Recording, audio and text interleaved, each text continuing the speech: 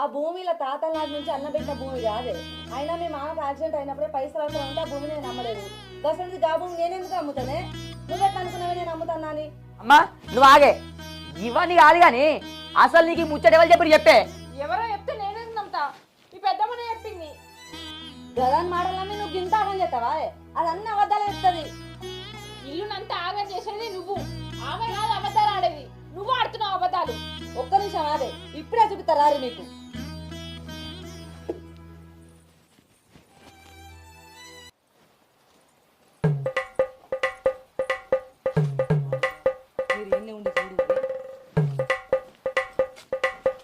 అక్క ఓ అక్క ఉన్నావా?